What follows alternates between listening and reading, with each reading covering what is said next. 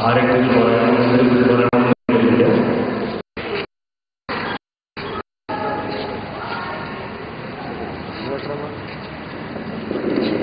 എന്നാലും പഴയ ജീവിക്കുന്ന മഹാകവികളിൽ ഒരാൾ എന്നറിയപ്പെട്ടിരുന്ന പാലക്കാട് കിള്ളിക്കുരിശ് മുമ്പിലത്ത് കലക്കത്ത കോമത്തിൽ ജനിച്ച നമ്മളേറെ ഇഷ്ടപ്പെടുന്നത് മഹാകവി കുഞ്ചൻ. കാരണം ഒരു രാത്രി കൊണ്ട്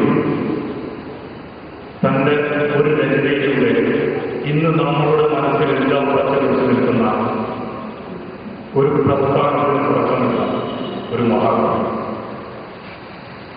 കുഞ്ചൻ. ഒറ്റ രാത്രി കൊണ്ടാണ് അദ്ദേഹം തുള്ളൽ പ്രസ്ഥാനം എന്ന ഒരു കലയ്ക്ക് രൂപം കൊടുത്തു. കാരണം അമ്പലപ്പുഴയിൽ അന്ന് തുള്ളൽ ഉണ്ടാക്കുന്നതിന് മുമ്പ് ചാക്യാർക്കായിരുന്നു അന്നത്തെ പ്രധാന കാരണം. അമ്പലപ്പുഴയിൽ ചാക്യാർക്കാർ നടത്തുന്ന സമയത്ത് അതിൽ മിഴാവ് കൊട്ടുകാരായിരുന്നു. കാരണം ഒരു വാദ്യം ആ മിഴാവ് ചെയ്യുന്ന ഒരു വ്യക്തിയായിരുന്നു. അപ്പോൾ അന്നത്തെ ചാക്യാർക്കാരിലുള്ള ഏറ്റവും പ്രധാന ഭാവം എന്ന് പറയുന്നത് ആത്മവാദ്യമാണ്. കാരണം ആരെയും കളിയാക്കാനുള്ള അധികാരമായിരുന്നു ചാക്യാറിന്റെ. മിഴാവ് കൊട്ടിക്കൊണ്ടിരിക്കുമ്പോൾ ഉറക്കം കൂടിയിരുന്ന കുഞ്ചൻ നമ്പ്യാരെ അവഹേളിച്ചു പറഞ്ഞപ്പോൾ അതിൻ്റെ അപമാന ഭാരത്താൽ ആ രാത്രി ആ വേദിയിൽ നിന്ന് ഇറങ്ങിപ്പോയി ഒറ്റ രാത്രിയിലൂടെ എഴുതി അടുത്ത ആ ചാക്യാറിന്റെ അവതരിപ്പിക്കുന്ന അതേ വേദിയുടെ നേരെ ഓപ്പോസിറ്റ് തുടങ്ങിയ ഒരു കലയാണ് ഓർക്കപ്പെടുന്നത്. ഇന്നും മലയാളികൾ ആ പ്രാചീന കലകളിൽ എനിക്ക് തോന്നുന്നത് ഏറ്റവും ഇഷ്ടപ്പെടുന്ന ഒരു കല തന്നെയാണ് ഓർക്കുന്നത്. കാരണം ഏതൊരു സാധാരണക്കാരൻ വളരെ സരസമായി മനസ്സിലാക്കാൻ പറ്റാത്ത ഒന്നാണ് ഓർക്കപ്പെടുന്നത്. അത് കുഞ്ചൻ നമ്പ്യാരെ ഞാനൊക്കെ ചെറുപ്പത്തിൽ പഠിച്ച അദ്ദേഹത്തിൻ്റെ പ്രയോഗം ഇന്നും നമ്മൾ പല കാര്യങ്ങളും ഉപയോഗിക്കാറുണ്ട്. ഒരുപാട് വാക്കുകളുണ്ട്, അതൊന്നും നമ്മുടെ മനസ്സിൽ നിൽക്കുന്നതാണ്. പഴയ കാര്യങ്ങൾ ഇന്ന് അതുപോലെ ചെയ്യാൻ പറ്റാത്തതൊക്കെ ചെയ്തു. ഇന്ന് ടി വി സീരിയലിലെ പരസ്യങ്ങളൊക്കെ നമ്മൾ കാണാം. അദ്ദേഹത്തിൻ്റെ കൃതിയുടെ രണ്ട് പേര് പാണ്ഡൻ നായുടെ പല്ലിനെ ചൊല്ലി പണ്ടേ പോലെ പഠിക്കുന്നില്ല. അങ്ങനെ ഒരുപാട് അത് അദ്ദേഹം ആ എഴുതിയ രീതി, ആക്ഷേപഹാസ്യ രീതി, ഇന്നും അത് മിമിക്രി മധുരക ആ ഒരു ശൈലി തുടരുന്നുണ്ടെങ്കിൽ അതിൻ്റെ വക്താവ് എന്ന് പറയുന്നത് കുഞ്ചൻ നമ്പ്യാർ തന്നെയാണ്. അദ്ദേഹത്തിൻ്റെ ചില പ്രയോഗങ്ങൾ പറയുകയാണെങ്കിൽ അദ്ദേഹം അമ്പലപ്പുഴ രാജാവിൻ്റെ ആശ്രിതനായിട്ടായിരുന്നു ഉണ്ടായിരുന്നത്. അപ്പോൾ അദ്ദേഹം ഒരു വട്ടം അമ്പലപ്പുഴ രാജാവിനെ കുറിച്ച് എന്താണ് അദ്ദേഹം ഒരു വഴക്കുണ്ടായിരുന്നു. ഒരു വഴക്കുണ്ടായ സമയത്ത് ചോദിച്ചു എന്താണ് ആ വഴക്കിന് കാരണം നമ്പിയാരെന്ന് ചോദിച്ചു. നമ്പി കേട്ടവർക്ക് ചോദിച്ചു തമ്പുരാനെ കൊടുക്കണമെന്ന്. ആ വരികളാണ്, അതായത് ആ നമ്പി എന്നോട് ആരാണെന്ന് ചോദിച്ചപ്പോൾ ഞാൻ നമ്പിയാരെന്ന് പറഞ്ഞു. പക്ഷേ ഈ കേട്ടാളുകളെ നമ്പിയാരെന്ന് ചോദിച്ചു തിരിച്ച് നമ്പിയാരെന്ന് പറഞ്ഞു. അപ്പൊ അതിലാണ് അത് ശരിക്കും അങ്ങനെ ഒരുപാട്. അതുപോലെ രാജാവ് കുഞ്ചൻ നമ്പ്യാരുടെ കൂടി നടന്നു പോകുമ്പോൾ അവിടുത്തെ രാജകുമാരിയും അദ്ദേഹത്തിൻ്റെ തോഴിയും എതിർത്ത് വരും. അപ്പോൾ രാജകുമാരിയുടെ മുമ്പിൽ നിർത്തിട്ട് രാജാവ് ചോദിക്കണം, അതായത് ഇത് സുന്ദരിയാണ്. രാജകുമാരി തോഴിയും രണ്ടുപേരും പ്രിയമാണ്. അപ്പോ കാതിലോട് കുഞ്ചൻ നമ്പ്യാർ അവരോട് പറയുന്നത് നല്ലതാണ്. അവിടെ ഒപ്പുണ്ടായിരുന്ന കേട്ടപ്പോൾ അതൊന്നും മനസ്സിലായി. കാരണം കാതിലോടാൻ കാതിലിരുന്നത് രണ്ട് അതാണ് നീക്കി വരുന്നത്. നല്ല താടി, അതായത് ഇന്നത്തെ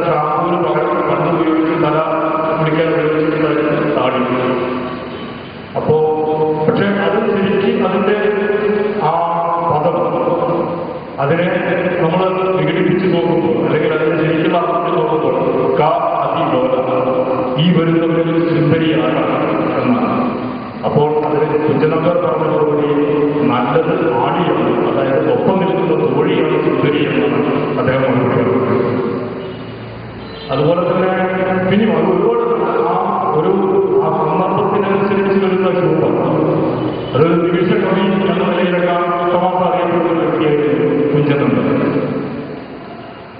പണ്ട് പലപ്പോഴും കൂട്ടുപുറകിൽ സൗജന്യ സത്യാഗ്രഹം നടത്തി. പക്ഷേ അവിടെ കൂടിയിട്ട് എല്ലാവരും അതായത് വേണ്ട വിധത്തിൽ ആ സാധനങ്ങളെല്ലാം നമ്മുടെ കുറെ കളക്ഷൻ അന്നുണ്ടായിരിക്കാം. അപ്പോൾ സദ്യയുടെ നിലവാരം വളരെ മോശമായിരുന്നു. പക്ഷേ ഇതാർക്കും രാജാവിനോട് പറയാൻ വളരെ ബുദ്ധിമുട്ട്. എങ്ങനെയും രാജാവിനെ അറിയിക്കും. കാരണം അന്ന് രാജാവിനോട് അങ്ങനെ നേരിട്ട് പറയാവുന്ന കാര്യങ്ങളല്ല. പക്ഷെ കുഞ്ചനമ്പേരോട് പറയണമെന്നുണ്ടായിരുന്നു. അതിനുള്ള സമാധാനം വേണ്ടി വിജയിക്കുകയായിരുന്നു. ഇതുപോലെ തന്നെ രാജാവ് കുഞ്ചനമ്പേരോട് നടന്നു പോകുന്ന വഴിക്ക് ഒരു പശു വളരെ ഉത്സാഹിച്ച് ചാടകപ്പെട്ട് പോവുകയായിരുന്നു. അപ്പോൾ ഈ രാജാവിനെ മുന്നിൽ വെച്ചിട്ട് കുഞ്ചനമ്പേർ പശു നിനക്കും കൂട്ടുപുരയിലോ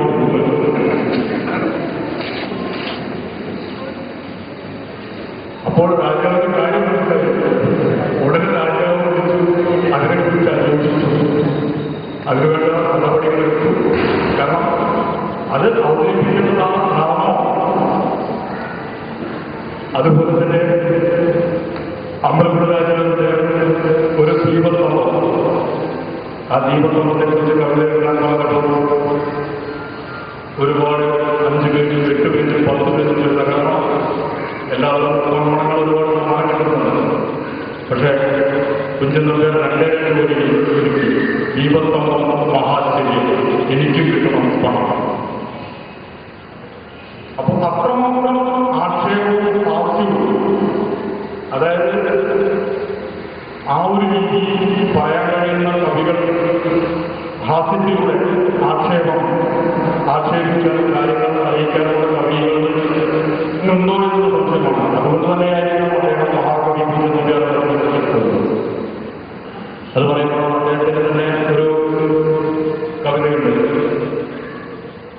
അമ്പലപ്പുഴ രാജാവ് എതിർ രാജാവ്, അതായത് അന്നത്തെ നാട്ടുരാജ്യങ്ങളായിരുന്നു. നാട്ടുരാജ്യങ്ങൾ വന്നതുകൊണ്ട് യുദ്ധത്തിലെ മറ്റുള്ള കാര്യങ്ങളോ വൈരം തന്നെയുള്ള കാര്യങ്ങൾ.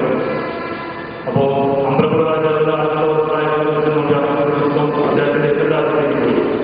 അവിടെ ഗംഭീരവും സത്യം നടന്നു. അപ്പൊ ഈ സത്യയെക്കുറിച്ച് ഒരു കവിത എഴുതാൻ പറഞ്ഞപ്പോൾ അദ്ദേഹം ഒരു കവിത എഴുതി.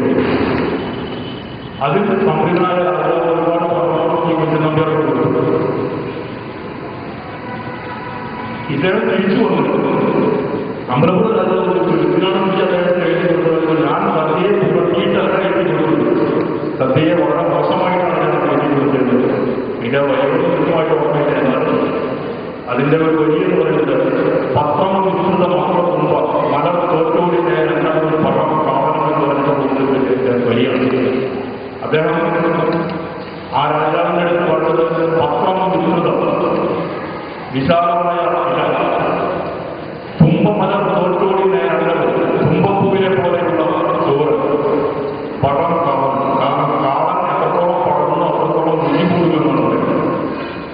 അദ്ദേഹം എഴുതിയ അതേ പഴം തന്നെ അമ്പലപ്പുഴ രാജാവിനോട് വായിച്ചത് പത്രം വിസ്തൃതമെന്ന തുമ്പയുടെ ഇടപോലുള്ള ചെറിയ ഇടയായി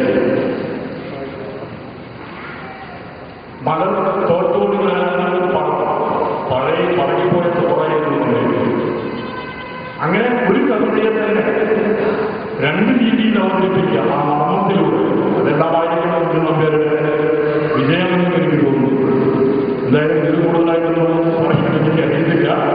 അതുകൊണ്ട് ഞാൻ നിർത്തുവാണ്. എന്തായാലും ഇതിനു വേണ്ടി എനിക്ക് അവസരം തന്ന എല്ലാവർക്കും നന്ദി. നമസ്കാരം.